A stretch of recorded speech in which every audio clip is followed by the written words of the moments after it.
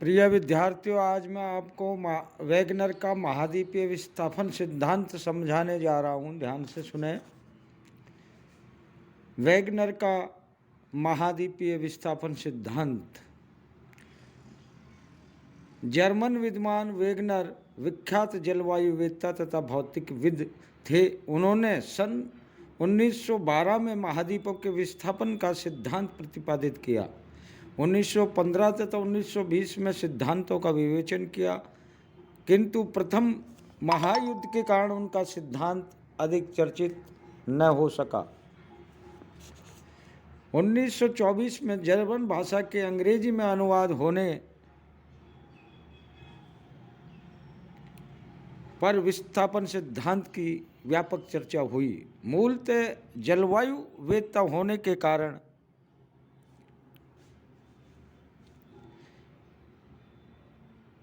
Wagner का उद्देश्य भूमंडल पर जलवायु परिवर्तनों की व्याख्या करना था। हिमाच्छादित अंटार्कटिका महाद्वीप पर कोयले की उपस्थिति वहां भूतकाल में उष्ण आर्द्र जलवायु के कारण सघन वनस्पति का सूचक थी। इस प्रकार प्रायद्वीपीय भारत में गोलाश्मों की उत्पत्ति, अतीत में भारत में हिमावरण की द्योतक है। इसके अतिरिक्त दक्षिणी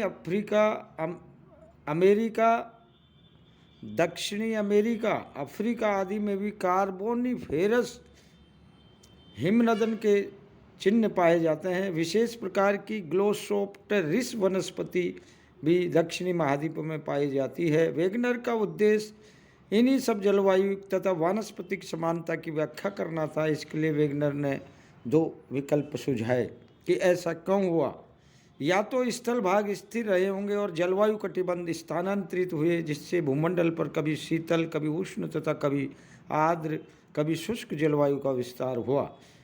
यदि जलवायु कटिबंध स्थिर रहे हैं तो स्थल खंडों का स्थानांतरण हुआ होगा। वैगनर ने जलवायु कटिबंधों को स्थिर मानते हुए स्थल खंडों के स्थानांतरण के प्रभाव में आस्था प्रकट की। अर्थात उन्होंने ये मत पर अधिक बल दिया कि स्थलों का ही स्थानांतरण हुआ। इसी माध्यम से उन्होंने महाद्वीप महासागरों की उत्पत्ति की समस्या को सुलझाने का प्रयास किया। इनके अतिरिक्त पर्वत निर्माण, समुद्र द्वीपीय चाप, कार्बोनिफेरस हिमानीकरण की भी उन्होंने व्याख्या की। पूरा जलवायु विज्ञान, पूरा वनस्पति विज्ञान, भूविज्ञान तथा भूभौतिकी के प्रमाणों के आधार पर वैगनर ने यह माना कि कार्बोनिफेरस युग में सभी स्थलखंड परस्पर जुड़े हुए एवं एक विशाल भूखंड के रूप में स्थित थे, जिसका नाम उन्होंने पेंजिया कहा। अर्थात समस्त महाद्वीप जो आज अलग अलग दिखाई देते हैं वो कभी जुड़े हुए थे और उनका नाम पेंजिया था। ग्रीक भाषा में इसका अर्थ संपूर्ण पृथ्वी होता है और इस भूखंड पर अनेक छोटे छोटे आंतरिक सागर विस्तृत थे। पेंजिया के चारों ओर एक विशाल महासागर, जिसको कदाचित आद्य प्रशांत महासागर कह सकते हैं, इस वैगनर ने पैंथालसा उसका नाम दिया। अर्थात पेंजिया के चारों ओर एक छिछला सागर था, जिसका नाम उन्होंने पैंथालसा रखा। पेंजिया के दो मुख्य भाग हुए। उत्तर में लॉरेंशिया तथा दक्षिण में गोंडवाना भाग स्थित थे। अर्थात पृथ्वी की अज्ञात जो विवर्तनिक शक्ति है उसके कारण पेंजिया कालांतर में दो भागों में विभक्त हो गया। इसका उत्तरी भाग अंगारालैंड और दक्षिणी भाग गोंडवानालैंड कहलाया। लॉरेंशिया के अंतर्गत उत्तरी अमेरिका, यूरोप तथा अधिकांश एशिया सम्मिलित थे और गोंडवाना में दक्षिणी अमेरिका, अफ्रीका, प्रायद्वीपीय भारत, ऑस्ट्रेलिया तथा अंटार्कटिका सम्मिलित थे। सुएज की भांति वैगनर ने भी ये माना कि भूपटल सियाल निर्मित है, जिसके नीचे सीमा तथा निफे परत है। महाद्वीपीय सियाल निर्मित होने के कारण तथा महासागरों की तली में सीमा परत से निर्मित होने के कारण सियाल सीमा के ऊपर निर्बाध गति से तैर रहा है। कार्बोनिफेरस युग में पेंजिया का पुनः जो है अर्थात कार्बोनिफेरस युग में पेंजिया का दक्षिण ध्रुव अफ्रीका के नेटाल के पास होना उन्होंने बताया। कुछ शक्तियों के फलस्वरूप पेंजिया का विभंजन हुआ तथा विभिन्न भूखंड एक दूसरे से अलग होकर के स्थानांतरित हुए। फलतः महाद्वीप तथा महासागरों का वर्तमान स्वरूप निश्चित हुआ। महाद्वीपों का विस्थापन विषुवत रेखा तथा पश्चिम की ओर हुआ। तो दो तरह से इन्होंने उनका विस्थापन बताया, उत्तर की ओर और पश्चिम की ओर। तो वेगनर ने विस्थापन के लिए दो प्रकार की शक्तियों को उत्तरदायी माना कि ये किन शक्तियों से हुआ। पहला, गुरुत्वाकर्षण बल। तो भूमध्य रेखा के ओर जो विस्थापन हुआ वह विविध गुरुत्वाकर्षण बल के कारण हुआ। प्लवनशीलता का बल इसके लिए उत्तरदायी था। प्राय में ये दोनों बल विपरीत दिशा में कार्य करते हैं। उल्लेखनीय है कि तत्कालीन भूमध्य रेखा वर्तमान अल्पाइन पर्वतीय क्षेत्रों से गुजरती थी।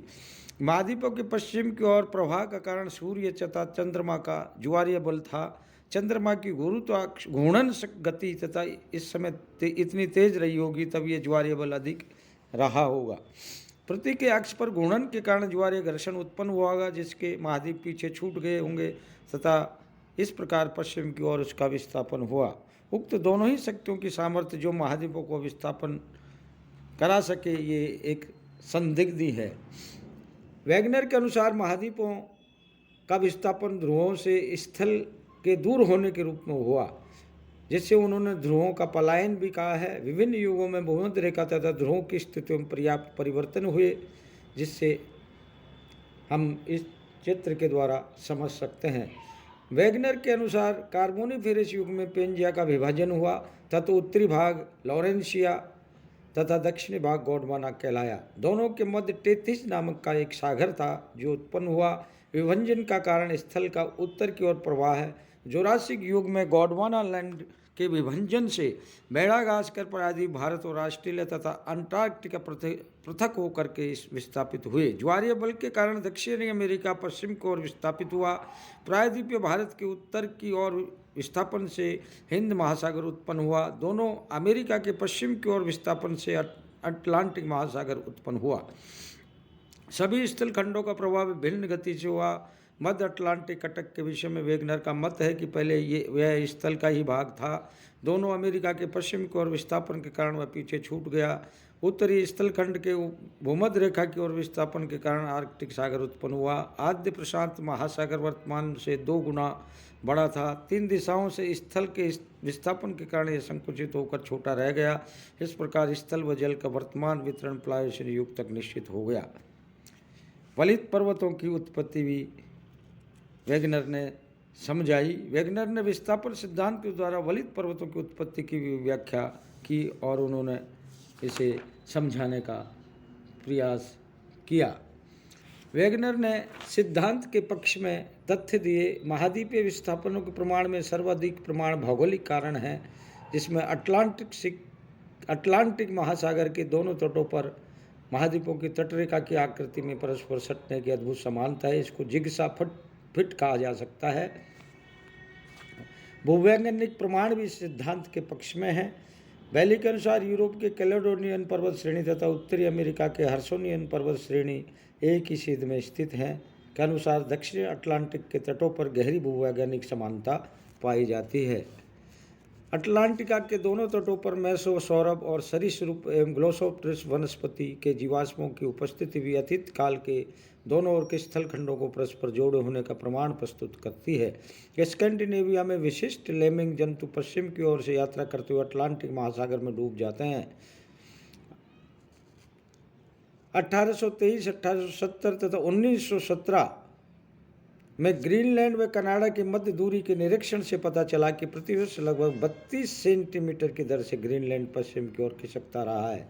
कार्बोनिफेरस युगीन हिमानीकरण के प्रमाण फाकलैंड, दक्षिणी अफ्रीका, ब्राजील तथा ऑस्ट्रेलिया जैसे दूरस्थ स्थल खंडों में समान रूप से देखने को मिलते हैं।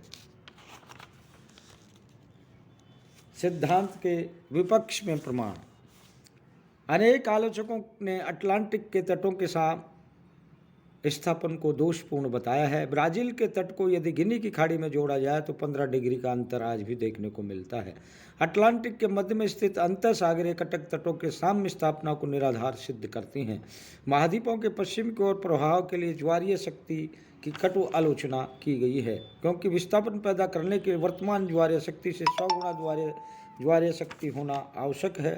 प्रथम तो यह असंभव हो, और यदि संभव हो तो इतनी प्रबल शक्ति से पृथ्वी का परिभ्रमण रुक जाता। वैगनर ने महाद्वीपीय विस्थापन केवल उत्तर एवं पश्चिम की ओर माना। इवांस के अनुसार अफ्रीका महाद्वीप पेंजिया का केंद्र था।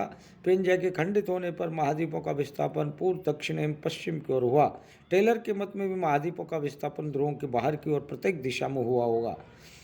वैगनर के अनुसार ग्लोसोप्टेरिस वनस्पति के प्रमाण केवल गोंडवाना के भूखंडों में उपस्थित है, किंतु लेख के अनुसार प्रमाण कश्मीर, अफगानिस्तान, ईरान और साइबेरिया में भी उपलब्ध होते हैं। इससे वैगनर का सिद्धांत असत्य सिद्ध होता है। वैगनर ने सियाल निर्मित महाद्वीपों को अधिक सघन सीमा निर्मित अधः स्तर में तैरता हुआ बताया, जो संभव नहीं हो सकता। उपयुक्त दोषों के बावजूद भी वैगनर का सिद्धांत महाद्वीपीय महासागरों की उत्पत्ति की दिशा में एक महत्वपूर्ण मील का पत्थर है।